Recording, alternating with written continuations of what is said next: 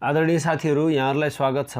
आज मैले नेपाली बजारमा उपलब्ध हुने भेग्राको बारेमा जानकारी दिँदैछु। नेपालमा भेग्रा आउँदैन, त्यसैले नेपालमा आउने ब्रान्डहरू कुन कुन छन् त नि नेपालका औषधि पसलहरूमा पाइने यहाँहरूलाई जानकारी दिँदैछु।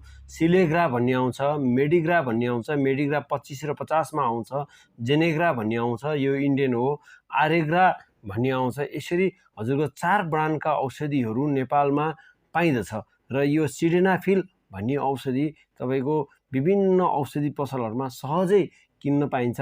यसका बारेमा आज हामीले विस्तृत छलफल गर्नेछौँ र भिडियो इन्ट्रेस्टिङ छ, अन्तिमसम्म हेर्नुहोला। यसरी मूल्य पनि कम्पनी वाइज फरक छ साथीहो। मेडिग्रा 10 गोली 50 mg 210 रुपियाँ, आरेग्रा 4 गोली 50 mg 130 रुपियाँ, मेडिग्रा 25 mg 10 गोली 200 रुपियाँ, सिलेग्रा 50 mg 4 गोली 120 रुपियाँ, जेनेग्रा 4 गोली 50 mg 160 रुपियाँ रहेको छ। हेलो गाइज, आज यहाँहरूलाई मैले धेरैजनाको इन्क्वायरी, धेरैजनाको कौतूहलको कुरो भेग्रा। नेपालमा भेग्रा आउँदैन, अघि नै भनिसकेँ। विभिन्न खालको ब्रान्डहरू मैले देखाइसकेँ। त्यसका बारेमा केही कुराहरू यहाँहरूलाई सिकाउँदैछु, ध्यान दिएर सुन्नुहोला। यो sildenafil भन्ने मेडिसिन विशेष गरेर तपाईको पल्मोनरी आर्टरी हाइपरटेन्सन, यो मेडिकल टर्म भित्र म छिर्दिन, यो एक किसिमको रोग हो मुटुको, त्यसमा चलाइन्छ। अर्को भनेको इरेक्टाइल डिसफङ्क्सन। इरेक्टाइल डिसफङ्क्सन भनेको हजुरको पेनिसमा राम्रोसँग अथवा यौन अङ्गमा राम्रोसँग ब्लड फ्लोहरू नपुग्नु अथवा त्यसको कडापन नहुने खालको एउटा समस्यामा हामीले यो sildenafil भन्ने औषधि डाक्टरहरूले चलाउनुहुन्छ। र यो sildenafil औषधि यहाँहरूले कसरी खाने, कति मात्रा खाने भन्ने कुराहरूमा धेरै इन्क्वायरी भएको कारणले त्यसमा भन्दैछु। विशेष गरेर सर्वप्रथम यहाँहरूले यहाँहरूको इरेक्टाइल डिसफङ्क्सन प्रब्लम हो कि होइन भन्ने कुरा यहाँहरूले राम्रोसँग डाक्टरसँग कन्सल्ट गरेर छुटाउनु होला, अनि मात्र यो औषधि खानुहोला। र यदि यो औषधि खान पर्यो भने यसको 50 mg नेपालमा उपलब्ध छ, 100 mg छैन। र सुरुमा 25 mg खाने बिफोर सेक्स, हामीले सेक्स गर्नुभन्दा 1 घन्टा अगाडि यो औषधि खानुपर्छ। र हजुरको म्याक्सिमम पनि यो 2 घन्टा अथवा 3 घन्टा, कतै कतै 4 घन्टा अगाडिसम्म खान सकिन्छ भनेर भन्दछ।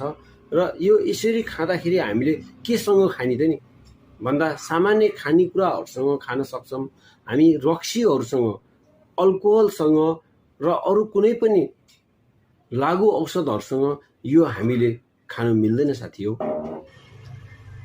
यो औषधि खाँदाखेरि के साइड इफेक्ट हुन्छ भन्ने विषयमा हामीले जान्नु पर्दाखेरि विशेष त यो औषधि खाँदाखेरि धेरै मात्रामा टाउको दुख्न सक्छ, वाकवाकी लाग्न सक्छ, हजुरको पेट एकदम अप्ठ्यारो हुन सक्छ, पेट दुख्न सक्छ, कसैलाई हजुरको आँखाको भिजन अलिक फरक परे जस्तो हुन सक्छ। त्यसैले यो खाएपछि ड्राइभिङ नगर्ने भनेर भन्ने गरिन्छ।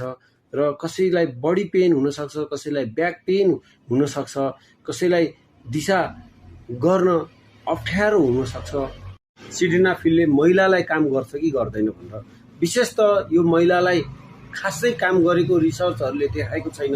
एकदमै कम 10 देखि 20% मात्रै काम गरेको महिलालाई देखाएको छ। त्यसले गर्दाखेरि यसले महिलालाई त्यति इफेक्टिभ काम गर्दैन भन्ने कुरो हामीले बुझ्नुपर्छ।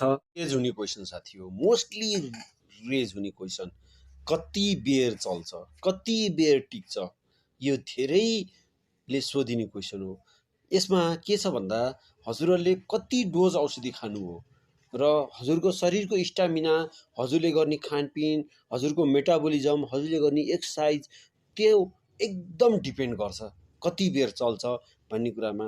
र हामीले हेर्दै जाँदा, पढ्दै जाँदा र सबै कुराहरू हेर्दाखेरि यो मोस्टली 2 घन्टादेखि 5 घन्टासम्म पनि चल्छ भन्ने भनाइहरू छ। तर यो के हो भन्दा मिथ पनि हुनसक्छ, किन भन्दा कुनै पनि रिसर्चले ठ्याक्कै यति बेर भनेर प्रमाणित नगरेको कारणले यो हजुरकै शरीरमा डिपेन्ड गर्छ। किन भन्दा एकपटक इजाकुलेट भइसकेपछि फेरि इरेक्ट हुन हजुरको टाइम लाग्छ।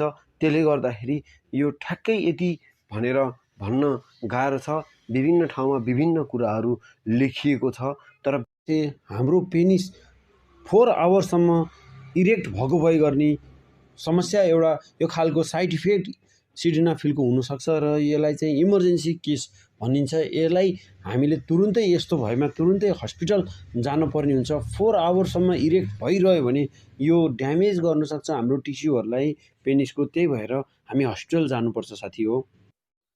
विशेष गरेर सिल्डेनाफिल सधैँ खान नहुने मेडिसिन हो र सधैँ खानुभयो भने हाम्रो पेनिस इरेक्ट हुनलाई सिल्डेनाफिल नखाइकन नहुने हुनसक्छ। र एज कति एजसम्मकोले यो खानु सक्छ त नि भन्ने कुरो छ। र विशेष गरेर यो 18 वर्षदेखि माथि हजुरको अब खान सक्नेसम्मले खानु सक्छ भनेर भनिन्छ। तर पनि जो 65 वर्ष माथिकाहरूलाई यसले एकदमै राम्रो काम गर्छ भनेर भनाइ। अर्को अति नै महत्त्वपूर्ण कुरा कस्ता बिरामीहरूले यो औषधि नखाने भन्ने छ। विशेष गरेर नाइट्रेट औषधिहरू खाइरहनु भएका बिरामीहरू, मुटुका रोगीहरू, कलेजोका रोगीहरू, हाई ब्लड प्रेसरका बिरामीहरू, एकदमै लो ब्लड प्रेसर हुने बिरामीहरू, आँखाको कलर भिजन सम्बन्धी समस्या भएका बिरामीहरू, एन्टिबायोटिक खाइरहेका बिरामीहरू, एन्टिफङ्गल एन्टिभाइरल खाइरहनु भएका बिरामीहरूले र डक्टरको सल्लाह बिना अरू कुनै पनि औषधि खाइरहनु भएका बिरामीहरूले यो औषधि नखानु हुन अनुरोध